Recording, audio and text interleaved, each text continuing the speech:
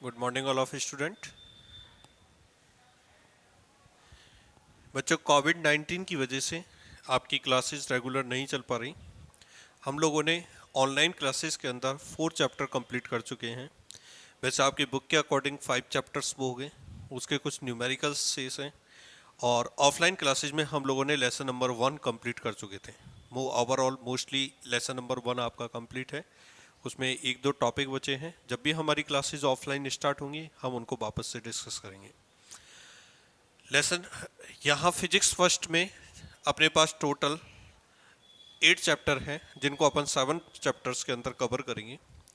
मैं अभी physics first को यहीं पे ऑफ करता हूँ और आपके पास फिजिक्स सेकंड स्टार्ट करता हूँ, जिस फिजिक्स सेकंड का लेसन नंबर 9 जो अपन आज स्टार्ट करते हैं।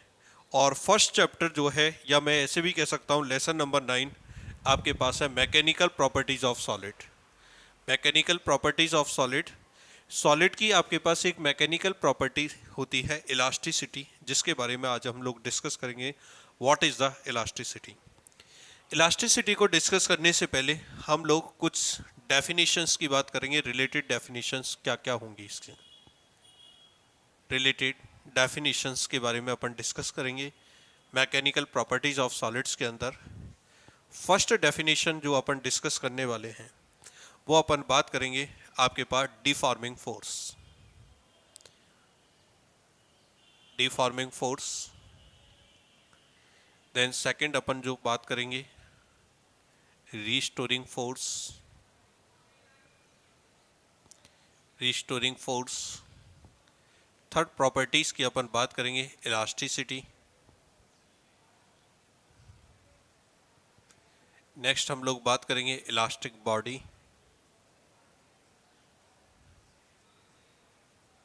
अपन इसको ऐसे भी कह सकते हैं परफेक्टली इलास्टिक बॉडी। देन हम लोग बात करेंगे प्लास्टिक बॉडी।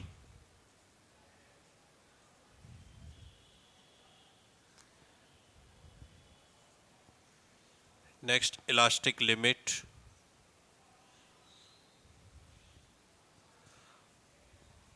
और देन इलास्टिसिटी या इलास्टिक फटिग।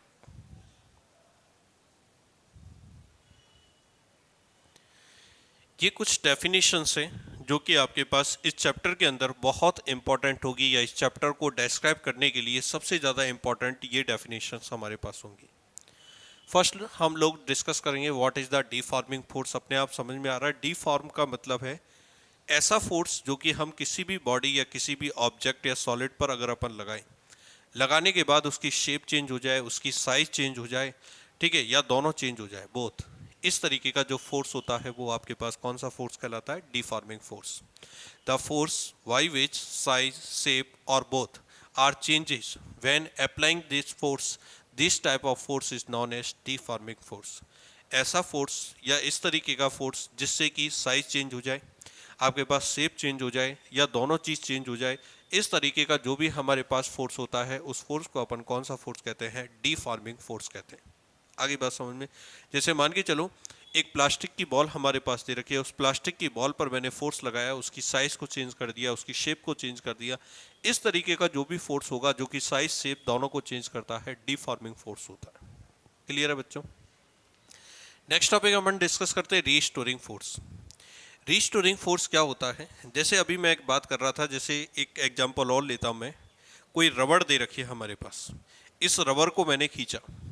अगर रबड़ को मैं खींचता हूँ इसकी लेंथ इंक्रीज हो जाती है, तो मैंने क्या किया, इसकी लेंथ इंक्रीज कर दी या साइज को मैंने चेंज कर दिया, ये तो हो जाएगा आपके पास डिफॉर्मिंग फोर्स।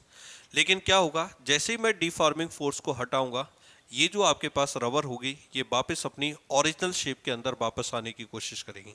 तो एक ऐसा जो फोर्स होगा जो कि डिफॉर्म्ड बॉडी को वापस अपनी शेप में लाने की कोशिश करेगा, इस तरीके का जो फोर्स होता है वो क्या कहलाएगा? Restoring force. The force produce in the defected body, या अपन ये कह सकते हैं deformed body, which by which it gain the original form, जिससे ये क्या करेगा, अपनी ओरिजिनल फॉर्म को गेन करता है। इस तरीके का जो फोर्स होता है उस फोर्स को अपन क्या बोलते हैं? Restoring force. तो हम लोगों ने दो तरीके के फोर्सेस पढ़े, एक डिफॉर्म फोर्स या डिफॉर्मिंग फोर्स, एक रीस्टोरिंग फोर्स।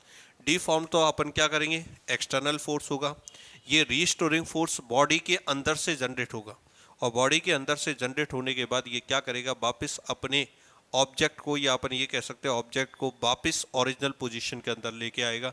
इस तरीके का जो फोर्स होता है रीस्टोरिंग फोर्स कहलाता है। कोई भी डिफॉर्म बॉडी वापस अपनी ओरिजिनल शेप में या इनिशियल शेप में वापस लौट कर आती है, और ये वापस लौटने की जो प्रॉपर्टीज होती है, या टू अचीवमेंट या to achieve the original form of a deform body, this property is known as elasticity. ये जो प्रॉपर्टी होती है, इसी प्रॉपर्टीज को अपन क्या बोलते हैं, इलास्टिसिटी कहते हैं, जिसके कारण से कोई भी बॉडी अपनी वापस उसी फॉर्म में आ जाती है जिस फॉर्म में वो पहले थी। मतलब डिफॉर्म्ड होने से पहले जिस शेप के अंदर आपके पास बॉडी थी, उसी फॉर्म में यदि वापस लौटती है, तो इसी प्रॉपर्टीज को अपन क्या बोलते हैं, इलास्टिसिटी कहते हैं। तो बच्चों क्लियर हो गया इलास्टिसिटी क्या है। इसी के बारे में अपन यहाँ पे बहुत अच्छे से डिस्कस करने वाले हैं कि इलास्टिसिटी क्या चीज़ होती है, कितनी तरीके की इलास्टिसिटी अपन जनरेट कर सकते हैं, ये सारी चीज़ें अपन इसके अंदर डिस्कस करेंगे, ठीक है ना। When a deformed body gain या अचीव इट्स ओरिजिनल शेप या initial shape, this property is known as elasticity. और ये जो ओरिजिनल फॉर्म में वापस लौटती है, ये कौन सा फोर्स होता है, रीस्टोरिंग फोर्स के कारण से वापस लौटती है। क्लियर है बच्चों। नेक्स्ट अपन बात करते हैं elastic body, the body which has the property of elasticity, जिसके अंदर इलास्टिसिटी की प्रॉपर्टीज हमारे पास अवेलेबल होती है, उस तरीके की बॉडी हमारे पास क्या कहलाती है, परफेक्टली इलास्टिक बॉडी। कौन सी कहलाती है, परफेक्टली इलास्टिक बॉडी। और प्लास्टिक बॉडी अपन ये कहते हैं कि जिसको हम वापस ओरिजिनल फॉर्म में या वापस अपन क्या कर नहीं ला सकते, उसी शेप में वापस नहीं ला सकते, इस तरह की जो बॉडी होती है वो आपके पास क्या होती है, इलास्टिक बॉडी। जैसे बात करते हैं अपन, एक प्लास्टिक की बाल्टी हमारे पास दे रखी है, इस बकेट को अगर अपन तोड़ दें या इसको मोड़ दें, अगर टाइट हमारे पास प्लास्टिक दे रखी है, वापस उसी शेप में नहीं आएगी। तो इस तरह की जो बॉडी होती है, उस तरह की बॉडी हमारे पास क्या होती है, प्लास्टिक बॉडी। और जो ओरिजिनल फॉर्म में आ जाती है वो आपके पास क्या होती है, इलास्टिक बॉडी। जैसे अपन बात करें परफेक्टली इलास्टिक बॉडी के दो एग्जाम्पल मैं देता हूँ। एक तो एग्जाम्पल आपके पास क्वार्ट्स, और एक एग्जाम्पल देता हूँ आइवरी। एक एग्जाम्पल तो दिया मैंने क्वार्ट्स, और एक एग्जाम्पल दिया मैंने आइवरी। ये दोनों एग्जाम्पल आपके पास इलास्टिक बॉडी या परफेक्टली इलास्टिक बॉडी के एग्जाम्पल। क्लियर है बच्चों। यहाँ तक किसी तरह की कोई प्रॉब्लम हो तो बोलो। नेक्स्ट अपन बात करते हैं प्लास्टिक बॉडी के अंदर। तो प्लास्टिक बॉडी में यदि मैं एग्जाम्पल आपके पास दूं, ब्लैक सॉइल। ब्लैक सॉइल, काली मिट्टी जो होती है, काली मिट्टी से हम खिलौने बनाते हैं, टॉय जो बनाते हैं मिट्टी के, उसमें अपन देखेंगे जैसे काली मिट्टी को किसी भी शेप में अपन ने कन्वर्ट कर दिया, वो फिक्स शेप हो गई ना, आप उसको चेंज कर सकते हो। जैसे आपने शेप दिया उसी तरीके का शेप हो जाएगा। मैं वैक्स की भी बात कर सकता हूँ। जो मोम होता है, उस मोम को आप जिस तरीके की शेप में दोगे उसी तरह की शेप आपके पास फिक्स हो जाएगी। ब्लैक सॉइल, वैक्स, ये सब आपके पास किसके अंदर आती हैं, ब्लैक प्लास्टिक बॉडीज के अंदर आती हैं। और this property is known as plasticity. ये जो प्रॉपर्टी होती है, इस प्रॉपर्टी को अपन प्लास्टिसिटी कहते हैं, जिसमें इलास्टिक प्रॉपर्टी नहीं होती। इस तरह की जो प्रॉपर्टी होती है वो इलास्टिसिटी, और इस तरह के ऑब्जेक्ट या बॉडीज ये कहलाती हैं प्लास्टिक बॉडी। क्लियर है बच्चों। नेक्स्ट टॉपिक अपन बात करते हैं इलास्टिक लिमिट। क्या करते हैं, इलास्टिक लिमिट। इलास्टिक लिमिट की यदि अपन बात करें, what is the elastic limit, हम क्या करेंगे, किसी भी ऑब्जेक्ट पर फोर्स अप्लाई कर रहे हैं, डिफॉर्मिंग फोर्स, और डिफॉर्मिंग फोर्स की वो मैक्सिमम वैल्यू जब तक बॉडी के अंदर इलास्टिसिटी का प्रॉपर्टी आपके पास अवेलेबल रहे। जैसे मैं आपसे ये कहूँ, मैंने कोई रबड़ लिया, इस रबर को मैंने खींचा, खींचने पर एक स्थिति ऐसी आई कि अगर इससे ज़्यादा मैंने डिफॉर्मिंग फोर्स लगा दिया तो आपके पास ऑब्जेक्ट इनिशियल पोजीशन में वापस लौटकर नहीं आएगा। तो एक अपन ये कह सकते हैं maximum deforming force, maximum deforming force at which, maximum deform force at which the properties of elasticity is present in the body. This maximum deforming force is known as elastic limit. ठीक है, हम ये कह सकते हैं deforming force की वो maximum value जब ऑब्जेक्ट के अंदर या कोई भी हमारे पास बॉडी दे रखी है, उस बॉडी के अंदर आपके पास इलास्टिसिटी की प्रॉपर्टी आपके पास अवेलेबल रहे। तो इस कंडीशन के अंदर इस तरह का जो मैक्सिमम डिफॉर्मिंग फोर्स होता है, अपन इसको बोलते हैं इलास्टिक लिमिट। यदि इससे ज़्यादा हम लोगों ने फोर्स लगा दिया तो हो सकता है आपके पास बॉडी वापस अपने ओरिजिनल फॉर्मेट में नहीं आए। नेक्स्ट टॉपिक अपन बात करते हैं इलास्टिक फटिग। इलास्टिक फटिग आपके पास क्या होता है, आप लोग क्या करोगे, कोई भी हमारे पास बॉडी दे रखी है, उस बॉडी पर अल्टरनेटिव या अल्टरनेटिंग अपन क्या करेंगे, डीफॉर्मिंग फोर्स लगाएंगे। अल्टरनेटिंग डीफॉर्मिंग फोर्सेस का मतलब क्या है, हमने क्या किया, उसको बार बार खींच रहे, बार बार अपन ने छोड़ रहे, बार बार खींचा, बार बार छोड़ रहे, मतलब फोर्स बार बार लगा रहे, उसको हटा रहे। तो कुछ समय के लिए क्या होगा, फॉर ए पर्टिकुलर टाइम, कुछ टाइम इंटरवल्स के लिए इलास्टिसिटी की प्रॉपर्टी ये क्या करेगा, मटेरियल लॉस कर देगा। इलास्टिसिटी प्रॉपर्टी जो है, इस प्रॉपर्टी को कुछ समय के लिए ये क्या कर देगा, खो देगा, लॉस कर देगा। और ये जो loss of property of elasticity for a particular interval, time interval, this property is known as elastic fatigue. ये इलास्टिक फटिग अपन ऐसे हिंदी में अगर बोले, फटिग का मतलब आपके पास होता है थकान। फटिग का मतलब क्या होता है, थकान। मतलब अपन क्या करेंगे, किसी भी बॉडी पर बार बार हम लोग क्या करते हैं, अल्टरनेटिंग, बार बार अपन क्या करेंगे, डीफॉर्मिंग फोर्स अप्लाई करेंगे, उसको हटा देंगे, वापस अप्लाई किया, वापस हटा दिया। ऐसी स्थिति में क्या होगा, आपके पास जो बॉडी होगी कुछ टाइम के लिए, फॉर पर्टिकुलर इंटरवल, आपके पास इलास्टिसिटी की प्रॉपर्टी को खो देती है, लॉस कर देती है।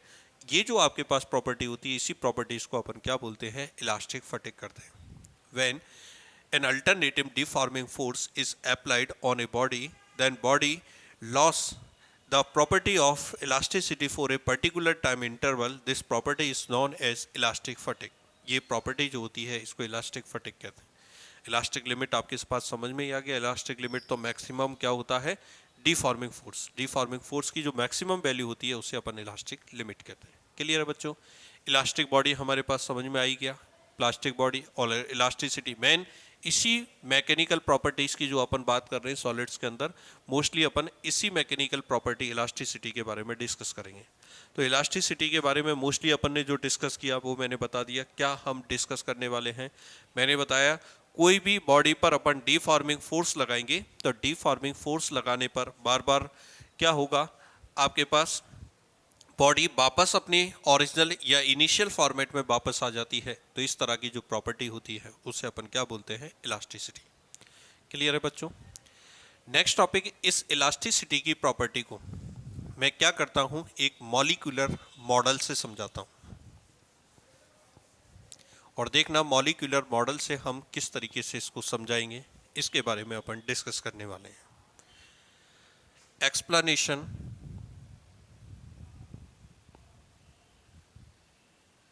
explanation of elasticity by molecular model. हम लोग क्या करेंगे, मॉलिक्यूलर मॉडल से अपन इलास्टिसिटी को समझाने की कोशिश करते हैं। इसके लिए मैं क्या करता हूं, एक स्प्रिंग मॉडल लेता हूं। और स्प्रिंग मॉडल मैंने कैसे लिया, देखते हैं अपन।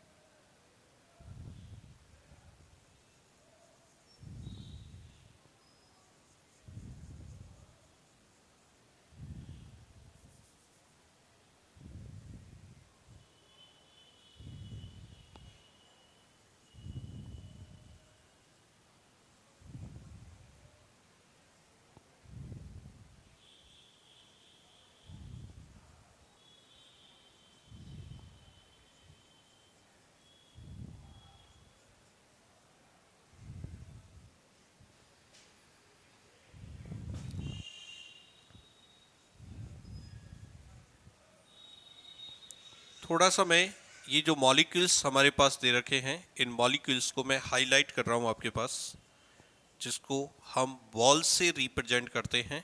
ऐसे बॉल्स को मैंने कनेक्ट कर रखा है स्प्रिंग्स के बीच में। चाहे तो हम और भी ले सकते हैं।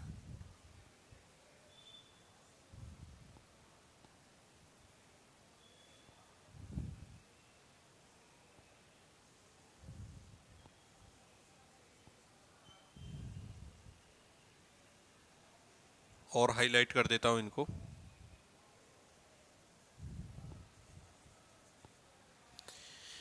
ये मैंने एक मॉडल ले रखा है और स्प्रिंग्स के बीच में मैंने इनको कनेक्ट कर रखा है। हम जानते हैं कोई भी मटेरियल या कोई भी हमारे पास मैटर होता है वो मॉलिक्यूल्स से बना होता है या एटम से बना होता है, या अपन ये कहें मॉलिक्यूल्स से बना होता है। और मॉलिक्यूल्स आपके पास किससे बने होते हैं? एटम्स से बने हुए होते हैं। तो आप मैं इसको एटॉमिक मॉडल भी कह सकता हूँ। यदि मान के चलो कोई मटेरियल में मॉलिक्यूल्स नहीं है, सीधे एटम्स दे रखें तो एटॉमिक मॉडल हो जाएगा। और मॉलिक्यूल से यदि वो बना होगा तो ये मॉलिक्यूलर मॉडल हो जाएगा। मैंने क्या किया, बहुत सारी स्प्रिंग्स के बीच में इस तरीके से बॉल्स को कनेक्ट कर रखा है। अभी ये जो बॉल्स के जो फॉर्मेट मैंने दे रखा है ये है इक्विलिब्रियम कंडीशन के अंदर। इक्विलिब्रियम कंडीशन के अंदर अगर मैं बात करूं, नेट फोर्स की वैल्यू 0 है। अभी कोई भी फोर्स इसके अंदर अप्लाई नहीं हो रहा। यहां मैं क्या समझाना चाह रहा हूं, यदि मान के चलते हैं हम इन मॉलिक्यूल्स के बीच की डिस्टेंस को इंक्रीज कर देते, डिस्टेंस को इंक्रीज कर देते। इंक्रीज करने का मतलब मैं इसको क्या करूं, टेंसाइल करूं, फैला दूं, इसको खींच दूं। अगर खींचने पर इनके बीच की डिस्टेंस इंक्रीज हो जाती है, या मैं इनको प्रेस कर दूं, दबा दूं, कंप्रेस कर दूं, तो इट मींस इनके बीच की डिस्टेंस आपके पास बोलो क्या हो जाएगी, डिक्रीज हो जाएगी। तो दो कंडीशंस की अपन बात करेंगे। एक बार तो अपन इंक्रीज करेंगे और एक बार अपन क्या करेंगे, डिक्रीज करेंगे। अगर मैं इनके बीच की डिस्टेंस को इंक्रीज करता हूं तो इन मॉलिक्यूल्स के बीच में अट्रैक्शन फोर्स काम करेगा। कौन सा फोर्स काम करेगा? अट्रैक्शन फोर्स काम करेगा। अट्रैक्शन फोर्स के कारण ये मॉलिक्यूल्स अपनी पुरानी इनिशियल पोजीशन पे वापस आने की कोशिश करेंगे। यदि इंक्रीज करूंगा तो अट्रैक्शन फोर्स काम करेगा, और यदि डिक्रीज करूंगा, कम करूंगा, तो इनके बीच में रिपल्सन फोर्स काम करेगा। दूर जाने की कोशिश करेंगे, ये रिपल्सन फोर्स काम करेगा। यस और नो? दोबारा देखते हैं। अगर मैं इसको खींचता हूं, इनकी बीच की डिस्टेंस को इंक्रीज करता हूं, तो कौन सा फोर्स काम करेगा? अट्रैक्शन फोर्स काम करेगा। यदि इनके बीच की डिस्टेंस को कम करता हूं, डिक्रीज करता हूं, तो क्या करेगा? रिपल्सन। जैसे पास लाया तो ये तो अपने इक्विलिब्रियम कंडीशन में जाने के लिए दूर हटने की कोशिश करेंगे, रिपल्सन फोर्स काम करेगा। इस तरीके के जो फोर्सेज होते हैं उन्हें अपन मॉलिक्यूलर फोर्स भी कह सकते हैं। मतलब मॉलिक्यूलर फोर्स अट्रैक्शन भी हो सकता है और आपके पास रिपल्सन भी हो सकता है। यदि बीच की डिस्टेंस को इंक्रीज कर दिया तो अट्रैक्शन हो जाएगा, यदि डिक्रीज कर देते हैं तो इसका मतलब आपके पास फोर्स कैसा हो जाएगा? रिपल्सिव हो जाएगा। क्लियर है बच्चों? कोई दिक्कत? और जब हमारे पास एक पर्टिकुलर डिस्टेंस पर होते हैं, इसे इक्विलिब्रियम डिस्टेंस भी अपन कह सकते हैं, तब नेट फोर्स की वैल्यू हमारे पास कितनी होती है? 0 होती है। तो क्या समझाना चाह रहा हूं, ये इंक्रीज और डिक्रीमेंट का मतलब, अगर मैंने इसको प्रेस किया या मैंने इसको खींचा, इस कंडीशन में दोनों में मैं डीफॉर्मिंग फोर्स लगा रहा हूं बच्चों। क्या लगा रहा हूं? डीफॉर्मिंग फोर्स। अब जैसे मैंने इसको खींचा, डीफॉर्मिंग फोर्स, मैंने इसकी शेप को चेंज कर दिया, साइज को चेंज कर दिया, लेकिन जैसे ही मैं डीफॉर्मिंग फोर्स को हटा देता हूं, वापस क्या होगा? एक फोर्स जनरेट होगा, अट्रैक्शन या रिपल्सन। ये आपके पास होगा रीस्टोरिंग फोर्स, और इस रीस्टोरिंग फोर्स के कारण आपके पास जितनी भी बॉल्स आपके पास गिवन है, ये वापस बॉल्स आपके पास किस पोजीशन के अंदर आ जाती है? वापस अपनी इनिशियल पोजीशन के अंदर आ जाती है। तो ये वापस इनिशियल पोजीशंस में वापस आने की जो प्रॉपर्टीज होती है, इसी चीज़ को तो अपन क्या बोलते हैं? इलास्टिसिटी। इस इलास्टिसिटी की प्रॉपर्टीज को मैंने कौन से मॉडल से समझाया है? मॉलिक्यूलर मॉडल से मैंने आपको समझाया है। क्लियर है बच्चों? कभी कभी ऐसा होता है कि किसी बॉडीज को अपन ने खींचा और खींचने के बाद आपके पास मान के चलो वापस वो ओरिजिनल फॉर्मेट में आती नहीं है, परमानेंटली आपके पास क्या हो जाती है? डिस्टॉर्टेड हो जाती है। परमानेंटली क्या हो जाती है? डिस्टॉर्टेड। तो अपन इस प्रॉपर्टीज को बोलते हैं परमानेंटली डिस्टॉर्शन प्रॉपर्टी। क्या बोलते हैं? Permanently distortion properties. मतलब ऑब्जेक्ट अपने वापस किसी भी फॉर्मेट में या अपनी वापस फॉर्मेट में वापस नहीं आता। क्लियर है बच्चों? तो आज मैंने इंट्रोडक्शन आपके पास बात की कि इलास्टिसिटी का क्या इंट्रोडक्शन होता है। Thank you.